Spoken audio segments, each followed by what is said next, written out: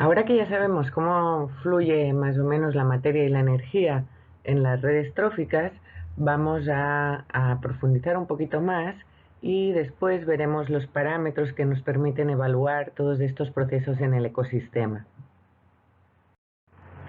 En esta diapositiva lo que vemos es cuáles son las vías que siguen la materia y la energía dentro del componente biótico y a un cierto punto entre el componente biótico y el abiótico.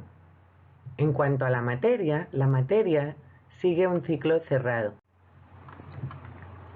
La materia inorgánica, los minerales que se encuentran en el medio abiótico, son incorporados al medio biótico a través de los productores primarios con un uso de energía electromagnética del Sol. Y esto ocurre, como saben, a través de la fotosíntesis.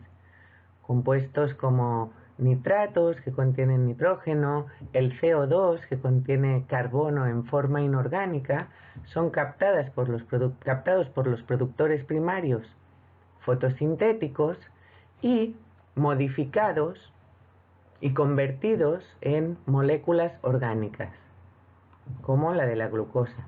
Las moléculas orgánicas de estos productores primarios son consumidos por los consumidores primarios y de ahí a los consumidores secundarios, y como saben, pues los desechos de todos son consumidos por los descomponedores, que a un punto pueden transformar compuestos orgánicos, ¿no? Los degradan de una forma más compleja a una forma más sencilla y al final los degradan a su forma inorgánica para volver a ser utilizados por los productores primarios. Entonces la materia sigue un ciclo cerrado.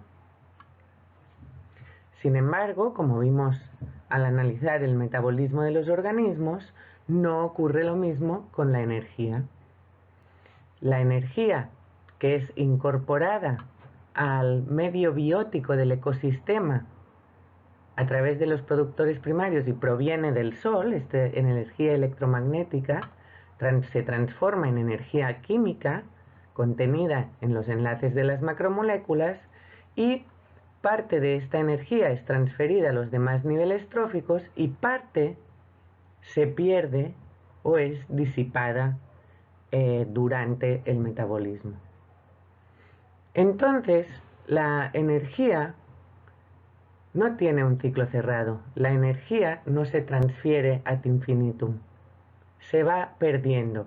Y como hay una pérdida y tenemos un sistema abierto, necesitamos un input de energía constante en el ecosistema.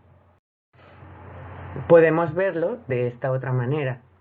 La energía solar, en este dibujo solo está representada la energía, no la materia, ¿no? Parte de la energía se transfiere del sol a las plantas, obviamente. Parte de la energía de las plantas se transfiere a los consumidores primarios, de los consumidores primarios a los secundarios, etc. Y parte se pierde en forma de calor o en la actividad de estos organismos de cada nivel trófico. Parte de la energía también es usada por los descomponedores, pero luego ya no tenemos una recirculación de la energía al medio abiótico y que vuelva a entrar a los productores primarios. Entonces necesitamos que siempre entre energía porque siempre se está perdiendo parte de ella, ¿no? Para mantener la actividad de este motor, que es el ecosistema, este motor que está funcionando, necesitamos que siempre se le proporcione energía. Si no, dejaría de funcionar. Imaginen que es lo mismo como si fuera prácticamente un motor de un coche, ¿no? Si no le damos energía, al final deja de funcionar. Si lo vemos como un ecosistema, lo que ocurriría es que se dejarían de producir organismos. El ecosistema perdería estructura hasta agotarse y desaparecer. Y bueno, creo que ya he dicho muchas veces que la principal energía es la solar.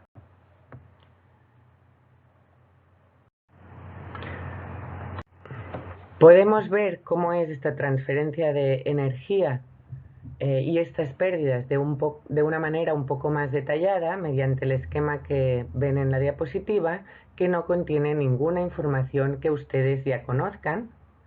Sin embargo, vamos a repasarlo. La energía entra al componente biótico del ecosistema desde el Sol a través de los productores primarios que integran esta energía solar y materia inorgánica y producen materia orgánica. Esta energía es transferida a los consumidores primarios, de los consumidores primarios a los consumidores secundarios, etc. En cada nivel trófico, como ya saben, se producen unas pérdidas energéticas en forma de calor o a través de la respiración, que como ya vimos no es más que el proceso de uso de la energía contenida en las macromoléculas, ¿no? Y que es transformada o utilizada para actividad, actividad física, metabolismo, homeostasis, etcétera, etcétera. Además, aquí vemos unas flechas verdes continuas que dicen que hay materia no asimilada. ¿Qué constituye la materia no asimilada? Las excreciones de los organismos, principalmente las heces o la orina, ¿no? Los organismos, de lo que consumen, hay una parte que no asimilan y lo excretan y lo devuelven al medio en forma de materia orgánica, en este caso muerta. Esta materia orgánica será utilizada por los descomponedores y al final generarán materia inorgánica que se vuelve a reciclar en los productores primarios, pero la energía ya no se puede reciclar. La pérdida de energía en los descomponedores ya no se puede reciclar otra vez en el ecosistema. ¿Sí? Entonces, esta energía no asimilada es una de las pérdidas. Por otro lado, tenemos la energía no utilizada. ¿Y qué es esto? Pues los restos de organismos que no son efectivamente transferidos al nivel trófico superior y que se pierden en forma de materia orgánica muerta, como por ejemplo entre productores y consumidores primarios. Imagínense un pájaro que come frutos, ¿no? Y va a comer una manzana, este pájaro, y no come la manzana íntegramente. La va picoteando, pero unos pedazos de manzana caen en el suelo, ya no forman parte del productor, ya está muerto, sigue siendo orgánico, pero cae al suelo y pasa a los descomponedores. En el caso de un nivel trófico superior, imagínense un jaguar comiéndose a cualquier mamífero, pequeño mamífero terrestre, ponga un mapache. El jaguar no consume al mapache íntegramente. Seguramente quedarán pedazos de mapache, y es un poco gráfico y es un poco, podrían decir, asqueroso. Bueno, pero imagínenselo así, ¿no?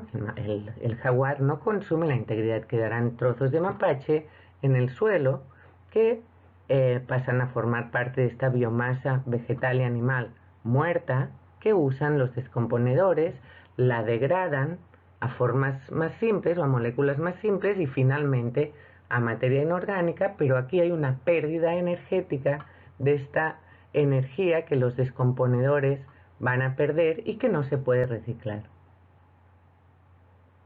Entonces, como vemos, bueno, las pérdidas de energía son grandes y necesitamos este input. Y hay dos grandes pensamientos o ideas que subyacen en estos procesos. Por un lado, es que la biomasa de todos los niveles tróficos siempre va a depender de la cantidad de energía que pueda entrar al ecosistema. ¿Y esto de qué depende? Pues de la cantidad de radiación solar disponible, Acuérdense de su asignatura de Ecología de Poblaciones y Comunidades que la energía es un recurso y se puede ver limitado por muchos factores. Entonces, no, aunque parece que hay mucha, no es un recurso infinito en cuanto a su disponibilidad, ¿no? Se puede ver restringido. Y también depende pues de la eficiencia de estos productores para utilizar esta energía. Entonces, ¿cuánta biomasa de organismos haya dentro del ecosistema? Depende totalmente de la cantidad de energía que entre. Y por otro lado, el segundo idea o concepto importante que se deriva de todo esto es la famosa, o a partir de ahora famosa, regla del 10%. ¿Y qué nos dice esta regla? Que finalmente, tras todas estas pérdidas que se producen en cada ecosistema, en cada eslabón trófico o nivel trófico, solamente un 10% de la energía es transferida al nivel trófico superior.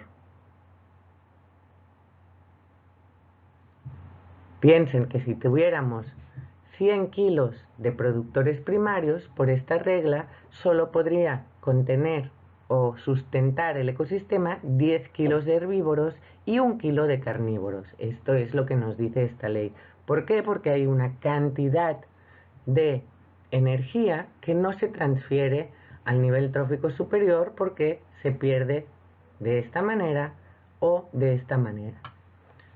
Por cómo son los ecosistemas y por esta regla, normalmente esto limita la cantidad de niveles tróficos en un ecosistema a un número máximo de 4 o 5. No encontraremos ecosistemas con 10 niveles tróficos.